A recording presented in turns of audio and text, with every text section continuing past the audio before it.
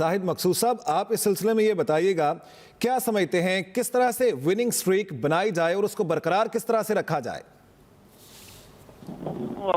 एक किस्म का कहना चाहिए कि टेम्पो बन चुका है। तो जैसा कि पहले जिक्र हो रहा था कि इंग्लैंड के अलावा जो पाकिस्तान में 2 मैचेस थे वो डिफरेंट पिचेस थी, डिफरेंट कंडीशंस थी। फिर ऑस्ट्रेलिया को सामने रखते हुए टीम में तब्दीलियां की गई। जैसा आपने पहले जिक्र किया वर्ल्ड कप T20 का, वो डिफरेंट फॉर्मेट था T20 का। अब उसमें तब्दीलियां भी आ चुकी हैं, कई प्लेयर बाहर बिठा दी गए हैं जो मुसलसल परफॉर्म नहीं कर रहे थे। यहाँ नए खिलाड़ियों को शामिल किया गया है। गो अभी तक चांस फैसला कर में इरफान नवाज या कामरान गुलाम को एक ही मैच में मिला, लेकिन जब वो खेलने का मौका मिलेगा, टीम के साथ रहने से भी एक्सपीरियंस हासिल होता है। तो मैं समझता हूं कि ये जीत जो है अहम रोल अदा करेगी। और खास तौर पर जो मेलबर्न का पहला वनडे मैच था जिसमें पाकिस्तानी प्लेयर्स ने अच्छी फाइट की, लेकिन पैट कमिंस जो है अपनी टीम को जितवाने में कामयाब हो गए। तो एक विनिंग स्ट्रीक पे या विनिंग ट्रैक पे तो पाकिस्तानी टीम जा रही है। और जैसे जैसे इनको चांसेस मिलेंगे, मौके मिलेंगे, क्योंकि इसके बाद चैंपियंस ट्रॉफी वनडे टूर्नामेंट है जो पाकिस्तान में होगी, जिसकी पाकिस्तान ने मेजबानी करनी है। एक अच्छा पाकिस्तान को अपना कम्बिनेशन बनाने का ये पाकिस्तान के पास बेहतरीन मौका होगा। अब जहां तक पर्थ के मैच का ताल्लुक है तो जाहिर है टॉस भी रोल प्ले करता है। वहां पे 4 या 5 बड़े खिलाड़ी उनके ये वाले शामिल नहीं होंगे, लेकिन नए खिलाड़ियों पे जो कि ऑस्ट्रेलिया ने अपनी टीम में शामिल किए उन पे प्रेशर कम होता है। पुराने खिलाड़ी फिर भी जरा प्रेशर ले लेते हैं। तो एक अच्छी फाइट होगी। और पाकिस्तानी टीम अगर बहुत अच्छी फाइट करके हार भी जाए तो मेरा ख्याल इतना दुख नहीं होगा कि पाकिस्तानी कौम जो है शौकीन क्रिकेट वो टीम की अच्छी फाइट चाहते हैं, ना कि ऐसा हो कोई जीता हुआ मैच जब हार जाते हैं तो फिर यकीनी तौर पर बहुत अफसोस होता है टीम को। लेकिन अब देखना यह है कि पर्थ के मैच में जो सिर्फ परसों खेला जाएगा, एक दिन का रेस्ट है दरमियान में, कि क्या इसको प्लेइंग 11 को बरकरार रखा जाता है या पर्थ की पिच को मुनासबत के लिहाज से कप्तान और टीम मैनेजमेंट और फिर एक सिलेक्टर रशीद शफीक भी साथ हैं, उसमें कोई तब्दीली करते हैं। ठीक है सलीम खालिक साहब, अमूमन हमने देखा है कि जब ओपनर ठीक से परफॉर्म नहीं कर पाते, सारा प्रेशर मिडिल ऑर्डर और टेल एंडर्स पर आ जाता है और उनकी जानिब से भी इतनी उम्दा परफॉर्मेंस फिर सामने नहीं आती। आज हमने देखा कि अब्दुल्ला शफीक और साइम अयूब ने 137 रन की पार्टनरशिप खेली। ओपनिंग हमारी जो थी पाकिस्तानी क्रिकेट टीम की जानिब से, बैटिंग में वो बहुत अच्छी थी। कितना क्रेडिट जाता है ओपनर्स को? सलीम खालिक साहब, आप सुन पा रहे हैं?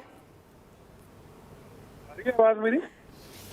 जाहिद साहब, यही सवाल आपसे कि ओपनर्स के ऊपर कितना, जब खेलने के लिए मैदान में आते हैं, ओपनर्स का परफॉर्मेंस कितनी मैटर करती है? देखें, जब ओपनर जल्दी आउट हो जाता है पूरी टीम प्रेशर में आ जाती है। फिर मिडिल ऑर्डर जो है मेरा अक्सर अच्छा स्कोर नहीं कर पाता। और ये एक अच्छा शगुन है पाकिस्तानी टीम के लिए कि साइम अयूब और अब्दुल्ला शफीक के बारे में बार बार ये कहा जाता था, तनकीद की जाती थी और काफी हद तक जायज भी थी कि इनको बाहर बिठाया जाए। काफी चांसेस मिले हैं। साइम अयूब और अब्दुल्ला में बहुत टैलेंट है, बार बार इसका जिक्र भी किया गया, बार बार उनको चांसेस भी दिए गए। लेकिन आज के मैच में ठीक है, इतना प्रेशर नहीं था, 163 रन थे, लेकिन सामने पैट कमिंस, मिचेल स्टार्क और जोश हेजलवुड जैसे उनके नंबर 1 किस्म के बॉलर थे। लेकिन साइम ने बहुत ही उम्दा खेला। दोनों प्लेयर्स ने, ओपनर्स ने पहली दफा 137 रन की ओपनिंग शराकत की है। साइम ने 82 रन बनाए, अब्दुल्ला 64 रन पर नॉट आउट रहे और दोनों ने चौके और छक्कों की भी बारिश कर दी। 6 छक्के साइम ने लगाए, 3 छक्के अब्दुल्ला ने लगाए। लगता था कि आज पाकिस्तानी ओपनर जो है वो भी तुले हुए हैं कि अच्छा स्कोर पेश करें और इससे टीम का मोराल अप होगा। एक ओपनिंग जोड़ी पाकिस्तान की बड़े अरसे से तलाश थी। अभी जिक्र हो रहा था जब दोनों नाकाम हो रहे थे कि इमामुल हक और फखर जमां को टीम में वापस लाया जाए, तो इनके पास एक अच्छा मौका है अपनी सलाहियतें साबित करने का। अभी तीसरा मैच जो है पर्थ में खेला जाएगा, वहां भी अपना पोटेंशियल शो करना चाहिए ताकि ये ना हो कि किसी प्लेयर के को बिला वजह या वक्त से पहले बाहर बिठा दिया जाए।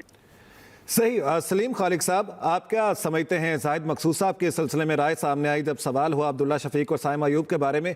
बहुत सारे पाकिस्तानी सो कॉल्ड एक्सपर्ट्स इनके बारे में कहते रहे हैं, तनकीद करते रहे हैं, ये भी कहते रहे हैं हाल ही में कि इनकी टीम में जगह नहीं बनती, लेकिन आज बहुत अच्छी परफॉर्मेंस दिखाई गई दोनों की जानिब से। क्या समझते हैं, ये ओपनिंग जो है वो बरकरार रखनी चाहिए और कमबैक किस तरह से देखते हैं शाहीन अफरीदी का, हारिस रऊफ का? देखें, जब 4.5 की एवरेज से ओपनर्स ने बनाए वो रन और जिसमें 7 बार या 6 बार 0 पे आउट हुए हो तो तनकीद तो बनती है ना, फिर कोई कैसे तारीफ कर सकता है। लेकिन आज उन्होंने अच्छा परफॉर्म किया तो बिल्कुल तारीफ के मुस्तहिक है और होपफुली सिलसिला बरकरार रहेगा, वन ऑफ ना रहे। क्योंकि हमने टेस्ट मैचों में भी देखा था ओपनिंग शराकत नहीं मिल सकी थी, इंडिविजुअल परफॉर्मेंस एक मैच में सामने नजर आ रही थी अच्छी। आप आज अच्छा खेले और क्योंकि प्रेशर नहीं था पाकिस्तान के सामने, स्कोर बोर्ड पर कोई बहुत बड़ा हदफ नहीं था, इस वजह से ओपनर्स के ऊपर आधा प्रेशर तो खत्म हो चुका था। और क्योंकि हम लोग मशहूर हैं डॉट बॉल्स खेलने के लिए, 26-26 ओवर हम लोग जाया कर देते हैं, लेकिन आज ऐसा था कि जितनी भी बॉलें जाया करो कोई बात नहीं, 50 ओवर से पहले ही मैच स्कोर बन जाना था। तो जब प्रेशर से आजाद हुए तो उन्होंने अपने स्ट्रोक्स खेलना शुरू किए और एतमाद भी था, जिसकी वजह से एक अच्छी परफॉर्मेंस सामने आई। बस अब दुआ यही करनी चाहिए कि वन ऑफ ना हो और इसी तरह तसलसल के साथ परफॉर्म करते रहें। तो फिर जिस तरह आपने कहा सो कॉल्ड एक्सपर्ट तारीफ करेंगे, बिल्कुल वो मुसलसल तारीफें किया करेंगे उनकी, लेकिन उसके लिए जरूरी है कि इसी तरह परफॉर्म भी करते रहें, क्योंकि अगर ओपनिंग शराकत आपको अच्छी नहीं मिले तो फिर बाद में जो परफॉर्मेंस है, जो दूसरे बैट्समैन आते हैं उनके ऊपर भी बहुत ज्यादा दबाव पड़ जाता है। और फिर बाबर खुद अभी जद्दोजहद कर रहे हैं, वो भी एक बड़ी इनिंग के मुंतजर हैं, तो वो भी मुश्किल में आ जाते हैं। तो इसलिए बहुत जरूरी था। तो इसी तरह खेलें, पॉजिटिव खेलें और अच्छा आगाज फराहम करें तो सब तारीफ ही करेंगे। और इनके लिए भी एक डू और डाई वाला मरहला आ चुका था, क्योंकि चेयरमैन को मशवरे मिल रहे थे कि इमामुल हक या फखर जमान है, इनको फिर रेडी करें अगली सीरीज के लिए। लेकिन अब आज के जो मैच में परफॉर्मेंस है तो उनको काफी हौसला मिला होगा, लेकिन बात फिर वही आ जाती है कि कंसिस्टेंसी, तसलसल के साथ कितना परफॉर्म करते हैं। अगले मैच है, फिर 3 T20 मैचेस हैं, उनमें क्या परफॉर्मेंस रहती है, ये जरूरी है। मुसलसल अच्छा परफॉर्म करेंगे तो सब तारीफ करेंगे, फिर कोई नहीं बोलेगा कि फलां को बुलाओ फलां को बुलाओ। ठीक है वसीम बारी साहब, इससे पहले भी हम बात कर रहे थे कि कॉन्फिडेंस भी आपकी जीत में बहुत अहमियत का हामिल होता है। आज के मैच को पाकिस्तान ने जिस तरह से तारीखी फतह हासिल की है, पाकिस्तानी क्रिकेट टीम जब मैदान में उतरी तो लग रहा था उनकी बॉडी लैंग्वेज से भी कि आज जीत के लिए ही उतरे हैं। तो बिल्कुल इम्पोर्टेंट चीज़ होती है कॉन्फिडेंस। अगर आपका में कॉन्फिडेंस होता है तो आप कैच भी अच्छे पकड़ते हैं। आपने देखा रिजवान ने 6 कैच पकड़े और आप बॉलिंग भी अच्छी करते हैं और आपकी फील्डिंग भी अच्छी करते हैं। कॉन्फिडेंस बड़ा इम्पोर्टेंट चीज़ है। और ख़ास तौर पर आपने ओपनिंग बैट्समैन की बात की। ओपनिंग बैट्समैन करना काफ़ी मुश्किल काम है, इतना आसान काम नहीं है। और अगर आप ओपनिंग बैटिंग में पार्टनरशिप प्लेटफॉर्म दे दें टीम को, तो टीम फिर कंसोलिडेशन कर देती है और एक्सेलरेशन कर देती है। तो ये प्लानिंग का अच्छी प्लानिंग का हिस्सा होता है कि आप शुरू में प्लेटफॉर्म दे दें टीम को, उसके बाद कंसोलिडेशन कर दें और उसके बाद फिर एक्सेलरेशन कर दें। तो पाकिस्तान टीम की प्लानिंग भी उम्दा पहले से बहुत बेहतर हो रही है और सिंपल प्लानिंग कर रहे हैं। बेसिक्स क्रिकेट की हैं वो फॉलो कर रहे हैं।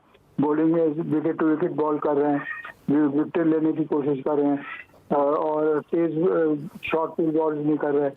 इसी तरह हारिस ने विकेट लेने की हर बेहतर कोशिश की और इस तरह वो कामयाब हुए, 5 विकेटें ली। तो Pakistan team on the whole cricket bowling में, बैटिंग में और फील्डिंग में तीनों शोबों में नुमाया काम कर रही है। ऑस्ट्रेलिया को आउटप्ले किया और ये कॉन्फिडेंस जो ये कंटिन्यू रहेगा और नेक्स्ट मैच जो पर्थ में होगा उसमें ये कॉन्फिडेंस कंटिन्यू करेंगे। और सेम टीम मेरे ख्याल खेलनी चाहिए, कोई ज़्यादा चेंजेस करने की ज़रूरत नहीं है, क्योंकि आपके प्लेयर जो है वो अच्छा खेल रहे हैं, कॉन्फिडेंस से खेल रहे हैं और ओपनिंग पार्टनरशिप भी अच्छी हो रही हैं, बॉलिंग में भी बॉलिंग अच्छी कर रहे हैं। तो मैं समझता हूँ ये अच्छा मौका है चैंपियंस ट्रॉफी के लिए अपना एक अच्छी टीम बनाने की तरीका इनको मौका मिलेगा ऑस्ट्रेलियन टूर पर। अभी 3 T20 मैच में वो होने वाले हैं, उसमें भी पाकिस्तान टीम अपना कंटिन्यू करेगी कॉन्फिडेंस और इंशाल्लाह T20 में भी कामयाबी हासिल करेगी इंशाल्लाह।